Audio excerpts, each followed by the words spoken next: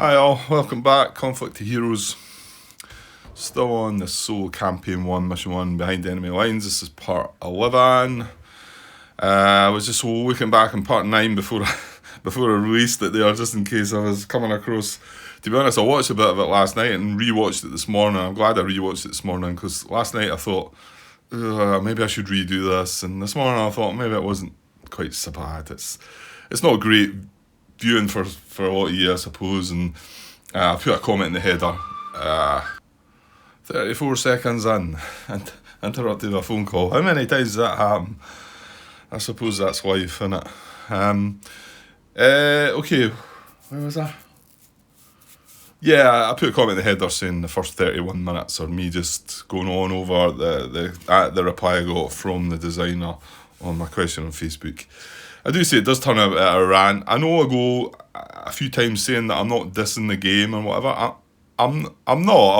I hope it doesn't come across, but it does maybe sound like I am sort of, suggesting some things aren't very great or whatever. Look, everybody gets on fine with this game, I think. Well, maybe not everybody, I don't know. And I have too, and I still believe I can. I've just got to have a different approach to it now that I know that there's certain things that there's just not rules for. You have to decide yourself if it's right or wrong. You have to, which I didn't really expect to find, and not as something as simple as the question I posted anyway. Okay, let's not go into it all again, or else get started again and whatever. And I've uploaded. I've not watched back part 10 yet, but that was a bit of a disaster, wasn't it? So our position just now is rather dreadful, isn't it? We've got 3 units left, 2 of them are hit, they're all spent. This unit just moved into range 3 of this guy, meaning that execute counteractions is not going to pass the AI. So they're probably going to have a bit more to say before the end of this round. When we get this round finished, I guess I've got to try and move this guy. He's got a +1 to his movement though, which is not going to help us. And just try and reach this, I guess. We do have the Pioneer. Our Pioneer's slightly behind them, so I suppose maybe they could come down as well. We're on step 16 of the track, so there's not much to go. They jumped, because they've took out another 3 of our units. Or was it 2 recently? Yeah, to gain another 2 points there. I want to say they gained 3 points, did they not? I'm pretty sure that machine gun's been dead for a while though. Where did I not get them down to 5? So 1, 2, 3. They've gained 3 victory points. The other one was for the track, yeah. Score a victory hex. So they've taken out 2 more of my units, scored a point for that. They're sitting at 8 again, so we've just back to square one really. We got them down to 5 in the hope that getting this would then take it down to 1 and maybe give us a chance to exit something off the map. But it's looking kind of hopeless. But however, let's move on. Well, it must be us to go. Give me a sec. Yeah, so it's us to go, but we can't do a thing. We've no caps and our 3 units are spent. So it's back to them. Right, not a blue card, because we're dreading a blue card right now, because a blue card probably means that there's a good chance one of these guys getting eliminated. So, but just this guy moving into here is just horrible. So hopefully he'll get spent this turn, but eventually a blue card's going to come, isn't it? And look, there's counter actions on the card again. And did we not have 2 or 3 chances of hitting it and getting the round ended, and it kept coming up fresh AI one. And now, although we've passed, we're going to look at the counter actions, and it says if the player passed and all revealed AI within 3 hexes of units are spent, AI passes. However, that guy is not spent and he's within 3 hexes of that unit. So that's not going to happen. And like I say, he just moved the last turn, I want to say. So AI in 0 DM hex closest to a unit or mission objective move towards... Yeah, well, we've got an AI in a 0 DM hex. In fact, that guy is as well, so it's probably going to be him. Okay, we can do that, I believe. So I'm saying this guy here is in a 0 DM hex as well, but it's closest to a unit. He has 1, 2, 3, 4 away from that, admittedly, but this is 1, 2, 3 away. So he's going to move towards, he's clearly going to stay in his flank, go into that building. Now, I'm just praying for a 2 or a 1 to come up here on the check, because he's moving in there at a cost of +1 for the wooden building. So it's a check on a 2, and we really could do with this. Or we might not even be getting through this round. Well, I dare say we're probably going to have our pioneers left. Right, so check on a 2. Come on. 3. Close. No cigar. Right. Back to us. We pass. Yeah, there's absolutely nothing we could do. And here we go. Dear. Okay. So... Oh, it's one at pivot. Oh, it's pivot and fire anyway. They don't need to pivot anyway though. So, okay, well, that is going to happen. We're going to have short range fire. It is going to be between this guy and this guy. Depending on the AI first. Yeah, I mean, it's just a clear fire. So, if more than one eligible AI is equally distant to target, then execute an attack order with an unhit AI before a hit one. They're both unhit. The AI with the highest attack rate, including any height bonus modifiers, hit counters, etc. So he's got a 3. He's got a 3. Now that 3 still applies in a short range. It's only the problem is if he moves into close combat, that affects that. I don't think they end up doing that. So they're both a 3. So we need to move on. The lowest cost to attack, that's a 3. That's a 4. So there we go. So we've got the machine gun. The machine gun's going to make the fire. Yes, indeed. Right, so machine gun's making the fire. He's attacking with 3 plus the 3 for short range into our flank, which is 11. However, we're cowering. We got a +1. We're not on any defensive modifier hit, so it's a 12 our defense. So what did I say? 6 against 12. No caps, but he needs a 6. And remember, we're already hit, so 6 takes us out. Bang on. Come on. Just make it a 12. Don't make it a 6 right on the number. So just double checking. 6, 9, 12 against 11, 12. If he was just in a DMX, he's not. So that's another one bites the dust. Right, so this is now us in a position where in the 3rd edition rules, I'm just putting that guy in the cap track, that you wouldn't put this guy in here. In fact, no, that guy wouldn't have been put in there. Because in 3rd edition rules, you're always guaranteed to get 3 caps. There's nothing I can see in... The reason it's not in 2nd edition rules is because 2nd edition rules, the base rules don't include this cap track. This is just for the solo side of things. But I don't think there's an instruction in the actual solo rules that says you always get a minimum of 3 caps. I've never played it that way, I don't believe, but if it is there, let me know, because that is quite important. So that means we're only going to get 1 cap from the new round. I wonder if I could go and search for that, because you would have thought that might have been sort of updated to, or maybe it is there. I've just not seen it. Well, let me have a look. I'm pretty sure it would have been written on page 4 of the solo rules 3.2, player command, action points, caps. Your available command resources are represented by the caps marker on the blue player command caps track on the solo track sheet.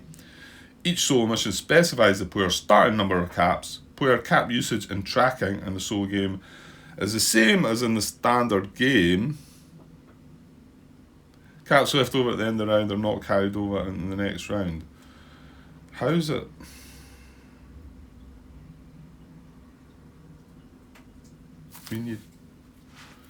Right, hang on. Okay, why have I been suggesting that there's not a cap track then?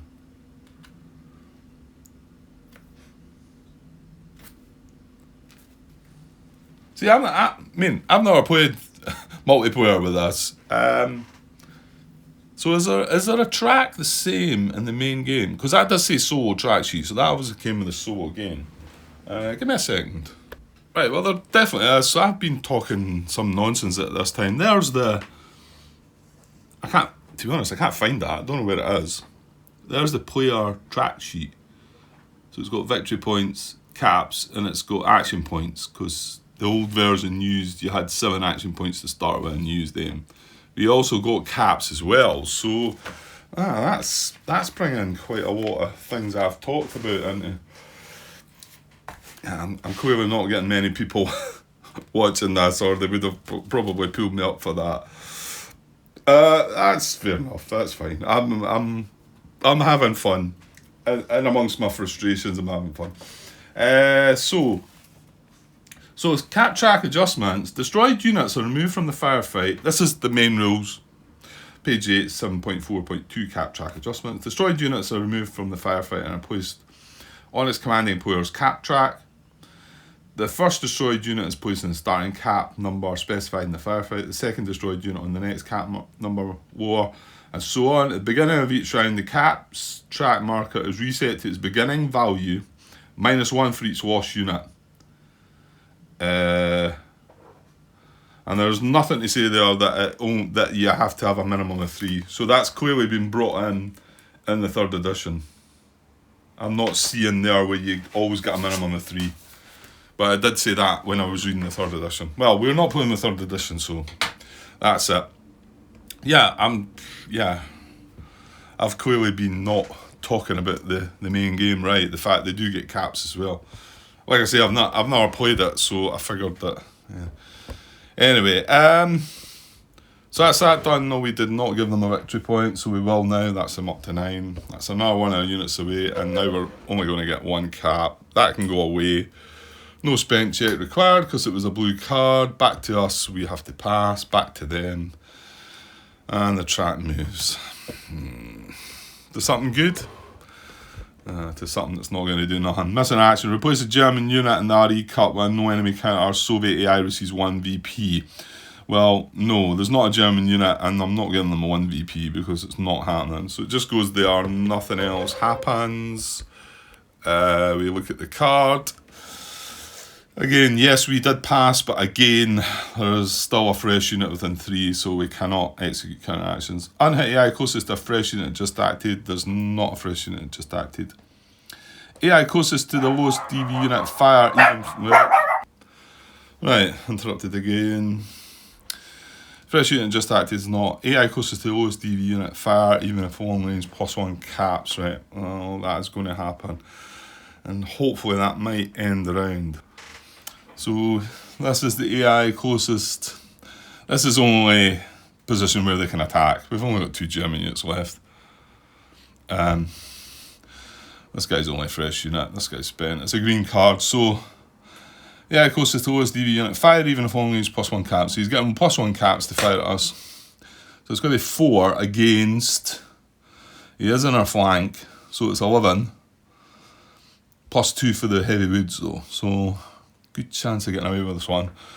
So it's 4 against 13. Is that right? I'm out of puff, running down, up and down the stairs. 4 against 13. Yeah, so it's a 9. So 9 required. And again, this would take the guy out because he's already hit. So.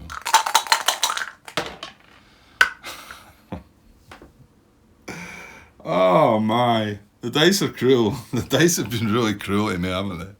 Again, just make it a 12. Don't make it bang on the number required. So just double check. So 9, 12, and then 1 caps is 13. He had a defense at 11. He's in the heavy woods. That is 13. So that's another one of me. Well, that tells me we're not getting any caps now. But again, if you're playing 3rd edition rules, you'd still get a minimum of 3. That's them now up to 10 victory points. That goes back in the cup. I mean, well, to be honest, it doesn't matter if this guy gets spent now anyway, because yeah, well, it could matter still. So check on a 4 for him. He is spent just. It goes to us. We pass. they draw a card. If we get counteractions here, it is, it's linked to reshuffle after this. However, counteractions do say, if the player passed and all revealed AI when 3 hexes of units are spent, AI passes. You can see that these are the 2 that are within 3 of that guy. He's the only guy we've got left. So they will pass. Yeah, that was a horrible round, wasn't it? We lost 1, 2, 3, we lost 4 units. Got 1 unit left. So he's going to do a mad dash to the control marker. Thing is, we're not getting any caps either, so it's hopeless, isn't it? Right, okay, I'll refresh the units and shuffle up the order deck, and I'll not be moving my cap track because I'm not getting 9 in. So I'll be back in a sec. Right, sorry again, yet an interruption. Right, I've shuffled up the deck, I've refreshed the units, there's no caps. So just a reminder, we're on step 17. 3 more steps to go on the track. We've got 1 unit left. It's got to run the gauntlet down to here. Really got to try it, I suppose. There's no point leaving him sitting there in the hope that he's not going to, that the times is going to tick away and he's not going to get attacked and will escape. But so we don't have caps, like I say, so nothing we can put into the initiative roll. So let's hope for an 8. And we get an 11. Okay, so we do get to go first. So here we go. There's a moving within 2, but I'm not going to be in this guy's line of sight. Yeah, I think I need to move here, here, here. I'm eventually going to get shot upon or move towards, or... Yeah, I just got to keep moving closer, so I'm moving there for 1. Right, so I'm checking on a 1. Here we go. Okay, it's not what I expected then. It was a 3, so I was just totally expecting a 1. Right, back to them now. Full units, per se, what's I got 4? No, we've got 1, 2, 3, 4, 7, 8. We've got 9, so even the 10 isn't going to trigger. Although there is 1 more unit in the cup to come out. If I recall. Yeah, there's 2 REs. Well, yeah, one of them is definitely a Soviet unit. I'm not sure what the other one is. Okay, so what they're going to do. We did not pass or fire, so no counteractions, nothing up close.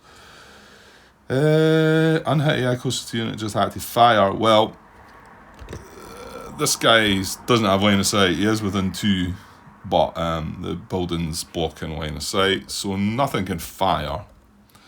There's no hit AI to rally, so AI closest to target low risk move towards. Okay, well that is this guy, and I think we're going to see the first of our head scratching and wondering what we should do. Oh dear. Okay, I swear the next house I move into is not going to have stairs. Absolutely knackered going up and down these stairs. That's third time. I expect more interruptions when I've got to go down the stairs to come, I'm sure. Right, just catching my breath back. So where were we? I think we've just drawn this. Yeah, I was counting the units, I think. Yeah, no counteractions. Unhit AI closest to a fresh. Right, yeah, we haven't read this. We haven't looked at it. So unhit AI closest to a fresh unit just acted. Well, oh yeah, we have looked at it. Sorry. Just try to catch up again. So this is unit just acted. This would be an unhit AI closest to it that could fire if this building wasn't in the way. So he can't fire. Hit AI closest to a mission objective or unit. There's no hit AI. Yeah, okay. I've caught up now. I've caught up. So AI closest to target low risk move towards. Yeah, and this is where I feel, yeah, we could be in for the situation where we're going to have to make a decision for ourselves, I think. So this is the AI that's closest to a target. Yeah, this is the only target on the boat. This is the only German unit. So he's clearly closer than him. So can he low risk move towards him? Well, he can't move in there. He can't move in there. So he cannot get closer. The only thing he can do is move into there. Now, well, this is slightly different, isn't it? Because I thought this is exactly like my example, but it's not, because he's not in a fire zone right now. because of the building. And if he were to move in there, or there for that matter, not that I'm sure he would move into there, he would still not be in a fire zone. So let's just have a glance at what the rules say and see if this is any different to my question. It might well be because he's not in a fire zone. So if the AI is not in a fire zone, the AI will move into another non-fire zone hex. Well, he can do that. He can move into here.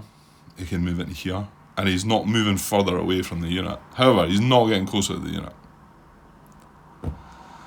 So this would be a follow-up question to me. Yeah, I suppose it is worthy of asking because it is different. But then how is it different to before, where the AI was in a fire zone and he couldn't move into a non-fire zone hex, but he could, however, move towards the target's flank, and the designer's saying that that's not achieving enough. If it's a case of achieving, if you're looking at the rule and saying, is it achieving anything? Well, that's not either, is it? I'm not moving into his flank. So from that, my impression is the designer would not take that move on. Now, okay, let's look further into this then, because then how the designer came back to me with was he would not take that move on because it's not given an immediate advantage. I can see what he's saying there when he says that. You know, if this was moving into his flank, out of his fire zone, into a DM hex, that is achieving an immediate advantage. Whereas moving like that is just moving towards an immediate advantage. It's not giving the immediate advantage right away. So I get what he's saying there. It's just I didn't realise that was the rule, if you like. It's not a rule. It's if it was written in the rule book like that, then, you know, if it cannot gain an immediate advantage, then don't take the move on, you know, something like that. But it's just left for you to deal with. Okay, I'm not knocking that. I just want to understand that, right? It's left for you to decide what you do with that regarding Rule 42. However, he did then sort of say, what else could you do here? Well, you can see there's no other instruction here. So if I don't do that, then if there was no other units to move, then the AI would pass right now. Would this not be better than passing? If it was the case? Maybe it wouldn't. Maybe you would say, well, not really. It doesn't really achieve that much. You know, it doesn't. But if the same situation arose the next time, he would then move into there, which would be a legal move because he's moving into his flank, I think. And then the next again, he moves into his flank, into his close range flank, and is ready for a good fire against them. However, these pioneers are 12 and 12, so that kind of doesn't really help. But then the rules don't care for that. I understand that. But what was never mentioned within this was that if this guy can't make an low-risk move against that guy, you then look to the next AI that is closest to do the low-risk move towards. So although he didn't mention that, I think that's the rules, and I'm pretty sure that's right. He didn't mention that in his comment, which would have been nice just to like. But the way we played it in the things that I've looked up on BGG, you look at the next unit in line. If you can't achieve it with the closest, look to the next closest, right? So the next closest, this is 3 away, this is 3 away. So we've got a choice of 2 this time. If we were to break between these two, you can see this guy's got a 2 cost to move, this guy's got a 1, so he would be the priority. However, you kind of need to look to see which one can make the low-risk move. There's no point in him having the priority if he can't make the move, and then this guy could. But this guy can make the move. So let's just do that. Let's just say that wasn't achieving something. That does feel like more of achievement. I'll give you that. That moving round towards his flank over that does feel better. That does feel like if I was playing the game, I would feel better than that. But man, if this guy wasn't here and that guy wasn't there, would low risking a guy from away up here 1 hex towards him be better than this guy moving towards his flank? I then sort of say, well, no, I don't think so. But however, there's no rule. You can do it if you want. Right? Do it. Just if you want to do that, you do that.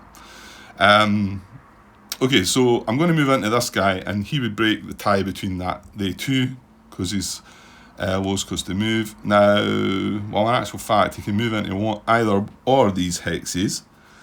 Now, no. I'm going to say he wouldn't move into that hex because that's not in the unit's flank, and that one is. And that's in the rules too. If you've got a choice between the two, the hierarchy says move towards the flank. So that is the move. In there towards the flank.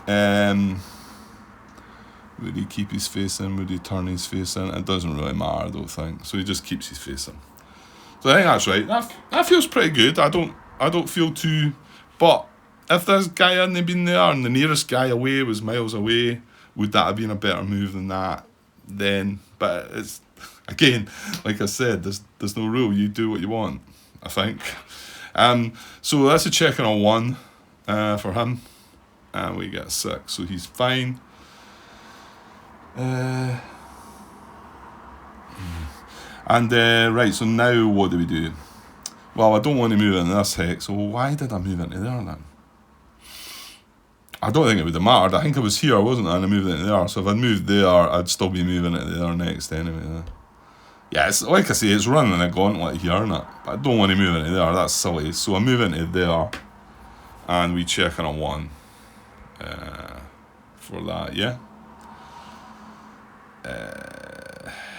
Yeah, we are going to be in this guy's fire zone, but what can you do? Okay, checking a 1, and there he goes. So I only got 2 hexes. That's as far as I got, and deliberately moving into hexes that cost me 1, and I'm still spent. Yeah, I know, it's a random draw of a card. I know. Just feel like everything's ganging up on me here. To be honest, the last bishop, what was it, partisans, and they've all been really tough. They've been really tough against me. And I'm pretty sure the time I played this before, I only played this once, I had made a far better job of things here. I got some results. I remember, in fact, I've probably got notes of what carried on to the next mission. But anyway, that's me spent. So now I'm just sitting waiting on them coming to me. I have no caps. I can do nothing at all. So back to the eye. There is more than 4 units. Hit AI, there's none. Unhit AI closest to the unit just acted fire. Yeah, that can happen. So this guy's unhit. It's alright. Shift that out of the way. He's unhit AI. He's got this in his line of sight. He's the only one that can fire. So unhit AI closest to the unit that just acted. He was a unit that just acted fire. So he's firing with 3 against 12. Let's just straight up that. 3 against 12. Yeah, so needs a 9. Needs a 9 to hit. Maybe just put me out of my misery. Double 1. That's the sort of roll I was expecting myself to get. But okay, there you go, Grant. You see, it's gone in your favour. Right, so chance this guy gets spent, and that's at least one of them that's close to that unit, pushing us towards a pass on to the next round again, because that's all we can hope for. So checking a 3. He gets a 2, so we do get him, and a blue card as well. Right, we now pass back to them. Green card again, so keep them coming. Oops, it's no recording. Yeah, nothing up close, no counteractions to look at. Not that it would matter. There's no hit AI, highest fire per AI close to hit. There's no hit unit, and nothing can fire on him just now. Again, didn't put muzzle flashes on, but it's not, doesn't matter. Unless I was to fire. If I was to fire, it could be relevant. Unhit AI closest to a target, move 2 odds. Right, we're getting that then. So unhit AI closest to a target, he's 2 away, he's 3 away. He's the 1. He's going to move towards that guy. He can only get there to get closer, so he's going to move in there. We really need this guy to get spent. So he's moved into the stone building, so it's a check on a 2. And we draw a 5. So this could be heading to the end, I think. So back to us, we pass. Back to them. That's a blue card as well, which means he's going to get it free. So Pivot and or fire. He doesn't need to pivot. We do have short range action. This guy against this guy. He's attacking with 3 plus the 3 short range. No caps. So it's 6 against 12. 6 against 12. He needs a 6. Or just get a 10 and just be done with it, please. Oh, it's a 9. I would have preferred just to have got the 10 and got it out of the way, I think. Okay, so hit for our Pioneers. Yeah, he's going to get fire again anyway, isn't he? Right, we are unnerved. So, one of the better ones, however. That goes away, no check to be made. We pass, they go again. The short range action is fire. As a green card this time. He's going to fire you again. Nothing different to our defense. So 6 against 12 again. Yeah, I'd sooner just let him take me out. So 6 he needs. 2 1s again. We've seen an awful lot of 2 1s and double 6 as well, haven't we? Right, we are not put out of our misery then. And he has to check on a 4 this time. I still, yeah. It's a 2, so he is spent, but I'm sure a blue card's going to come along sometime soon. We pass. Well, if this guy gets spent, he's still within 3 of this guy, so counteractions is not going to pass them. We pass. Track moves. And it's flares, isn't it? Units in AI can see others in open terrain at any distance for this AI and the next player turn. Right. Not going to make much odds. I don't. Well, it might to them, because just need to remember that flares is, this guy up here can see me in 1, 2, 3, 4, 5. Well, he's actually out of range anyway, so. Anyway, they can see from afar. Counteractions is not going to apply. We did pass, however, this guy's within 3 and he's fresh. Fresh unit just acted. There is not AI closest to the lowest defense value unit. Fire even if long range. Oh, okay. AI closest to the lowest DV unit. Fire even if long range. +1 cap. Right. That is a green card, so these guys can't be involved. This guy's not got line of sight. This guy's not got line of sight. I tell you what about that guy down there? No, he's maybe not. Hang on. Yeah, I don't think he's got a line of sight on him. It's going through the building, isn't it? Oh no. Of course, the edge of the buildings, but that's the hex of the building, that bit that sticks out. So I think he does have line of sight to him. Yeah. Well, I suppose to get it proper, you really need to. Where are we? There, 2. There, yeah. Yeah, it's fine. It's going through that hex, that hex, that hex, and into that hex. So it's not interfering with that hex or that hex. So he does have line of sight. And remember, the reason I'm looking at this is the flares as an operation, the flares event. So he's 1, 2, 3, 4, 5. Well, he's 6 away as well. But he does have a shot. And this guy doesn't. But this guy doesn't. He's not in his zone. Well, to be honest, 1, 2, 3, he does. And then this guy, 1, 2, 3, 4, 5, 6, he does as well at long range. But it does allow it for it. It's saying AI closest to the lowest DV unit. Well, lowest DV unit doesn't come into it. That is a unit. So it's the AI closest to that will fire even if long range. So we do actually have 3 options here. And he's not going to be at long range, interestingly, but he is a no enemy. So how does that all work again? I think we need to just check to see the hierarchy, to see who takes the attack. More than one eligible AI is equally distant. No, Grant. No, because it's closest, so he is closest. Yeah, so I was kind of jumping away for that, wasn't I? Right, yeah. So he is the closest, the RE, because he's only 1, 2, 3, 4 away, and it wouldn't be at long range, which kind of takes 2 away from the firepower, so it makes sense. However, we could draw a no enemy counter here and they get nothing out. Oh, then they would pass. Grant. So, yeah, just checking again. AI closest to the lowest DV unit. Fire even if long range, +1 cap. Yeah, that is going to be this guy. And once we draw the counter, we and it's a no enemy, we can't then go back and say, well, this one of these will fire. That's it. It just passes. Okay, so I've got 2 chits in this cup. I'm not looking. I'm just flipping them around a little bit. It's difficult to shuffle up 2 chits, I know, but I'm not looking. I'm stretching here. So it's going to be this one. Oh no. It would be, wouldn't it? I'd so much prefer that to be in the no anyway, and then the other Soviet unit would be way up there at least. Okay, there we go then. So that comes on board.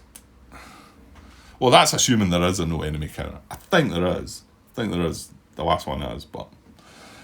So he is going to fire. His range is 5, 1, 2, 3, 4. It's fine. Remember the flares events in operation. He's firing at the unit's flank. That's irrelevant. There's no pluses to his defense. So his defense is 12. He's firing with a 3, but he was getting a cap, wasn't he?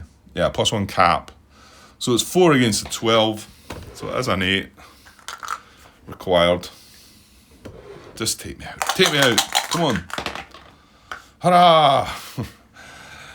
Yeah, not what you should be cheering for, but it's just kind of feels hopeless, even if I got into another round.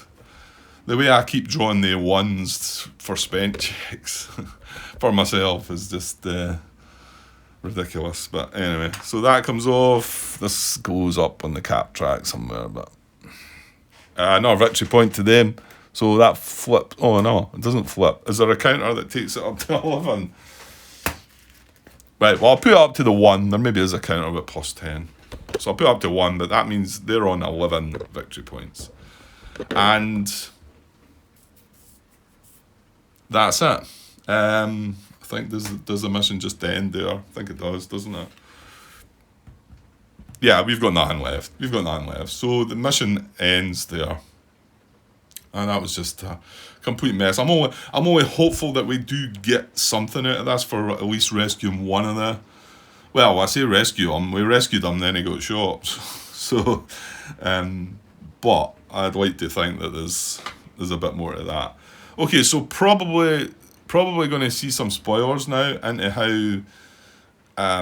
you then transgress into the next. Into the next mission of the campaign, you know. Yeah, so yeah, I don't think transgress is that's not the right word, is it? Anyway, what happens in the next mission is what I'm trying to say.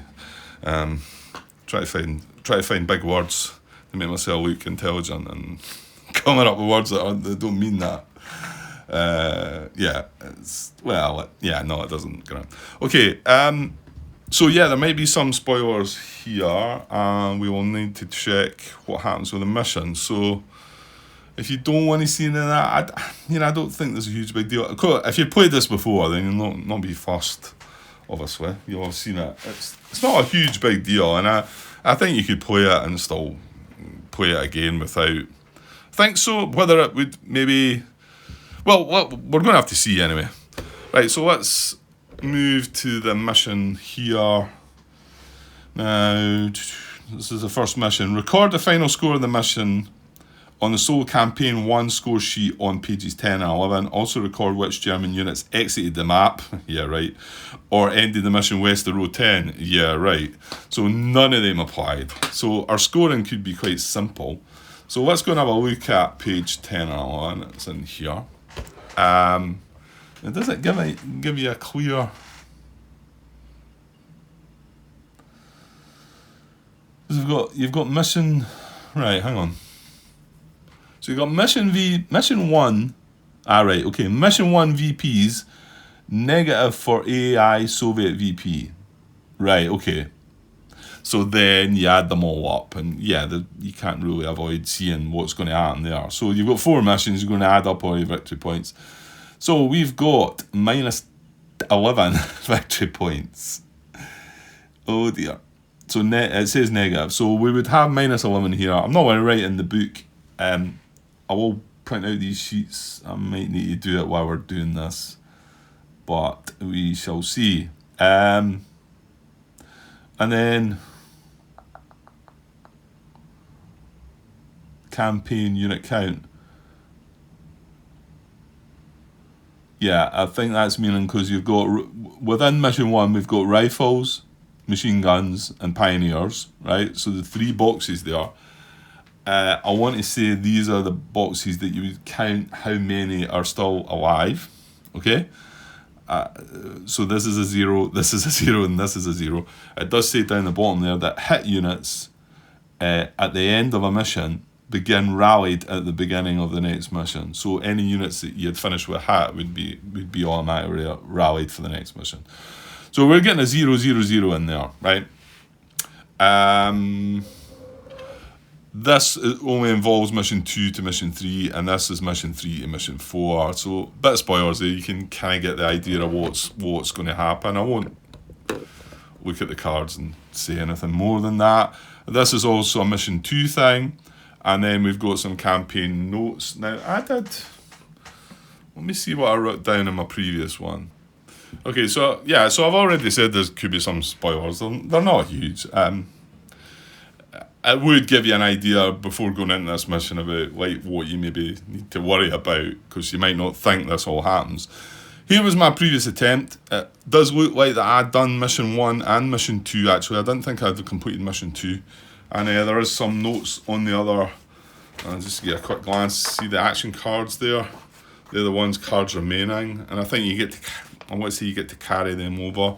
There's also a wee bit notes that I've took here and a wee note down the bottom. Right, just briefly go into that. But like I say, I did say that there could be spoilers. So if any of that spoils in. So here's my previous attempt. But look, that's what I finished with. 5 victory points. Not minus. 5. I actually got 5. So I've took notes here that 2 rifles escaped and 2 were dead. Escape just means escape capture. It means they didn't get off the map, but I got 2 that were dead. Out of the 2 machine guns, I got 1 that was escaped and 1 that actually exited the map. So I would have got a point for that, wouldn't I? And bearing in mind, I would have got 8 points for rescuing the 2. I'm pretty sure I would have rescued the 2 control markers. And then the Pioneer, well, I could tell you just now, because that's 2, 4, 5, 6, 7, 8 units in total. 2, 3, 4, 5, 6, 7, 8. Yeah, so that's the 2. Oh no, that's missing 1, isn't it? Should there not have been 9 in total then? If I had got the 2 control markers, maybe I did only get 1 then. Because in total, you would have, how many units did you start with? You start with the 2 Pioneers, 4 rifles, 2 light machine guns. That's 8. Yeah, and if you rescued the 2 guys, you would finish with 10. And I've only got a record of... I've only got a record of 8. How's that? 2, 4, 6, 8. I'm wondering if I made a mistake. I noticed Kurt done it as well in his playthrough, that when I rescued the control marker, I maybe didn't put a German rifle unit in play. I think that's a possibility, because I'm pretty sure I got to both control markers, and the fact I finished with 5 victory points tells me that I'm pretty sure I would have reached 1. Well, that tells you how many have I got dead. Only 2 units were killed though. Depends what they scored on the track though, didn't it? Yeah, okay, let's not go deeply into it. But you can see I've done far better. I got two rifles escaped, 2 were shot dead. 1 machine gun escaped, 1 exited the map. 1 Pioneer exited the map and 1 escaped. So that was a good result. And then leading on to that now. So now, again, this is where you're going to start seeing some spoilers going into solo campaign 1 mission 2. So I suppose if you didn't want to see that, it might be better, because now you're going to find out what actually happens. So we move on to campaign mission 2. So solo campaign mission 2 borrowing. But I don't know what I'm going to do here. I don't know if I'm going to start this or not. Like I say, I've still been enjoying it. It's not that what I've found out recently. It's put me in a clearer position about how I need to deal with the situation, really. Anything comes up that's not clear in the rules, you just have to deal with it in best way you can, you know. So I'm not sure though. I'm going to look over this. Probably need to try and get the dogs out for a walk. I was chucking it down with rain there. This is probably about enough for a part as well anyway. So let's just briefly look. Again, like I say, some slight spoilers here. Where am I looking?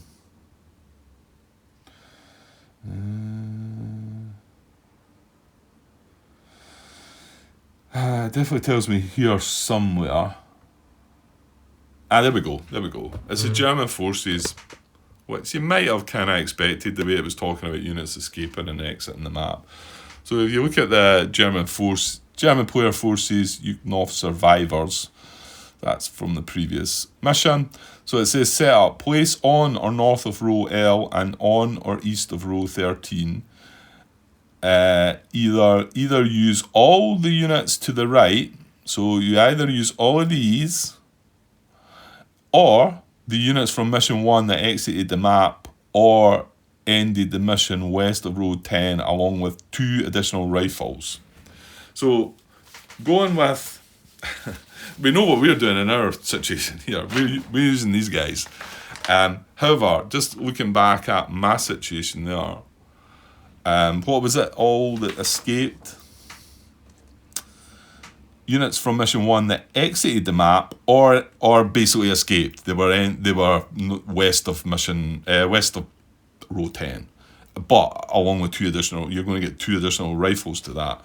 So it's probably the case when I had that the previous time that I would have, because we would have 2 rifles, 2 machine guns, and 2 pioneers, and then 2 more rifles. So we would have 4 rifles, 2 machine guns, 2 pioneers. So whereas we're going to have to use 2 rifles, 1 pioneer, and 2 light machine guns. So I was benefiting in my situation by 2 more rifles and 1 more pioneer.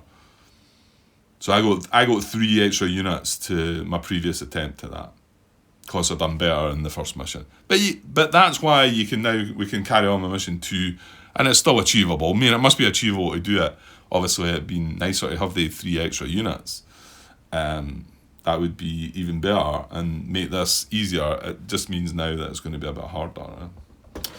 Okay, so that's what happens, and then you go into mission 2, and you can imagine that mission 2 then may well carry on to mission 3, and then that to mission 4. So it's nice. It makes it more interesting, and you're not sure what you're going to get and whatever. So that's that. Right, I'm going to just cut this part now, and there is a possibility that I might put this on hold. I'm not sure though, because things are still set up. I know what I'm doing, and it's difficult now to just move on to another game where you're looking up new rule books and setting up new stuff and wondering what you're doing.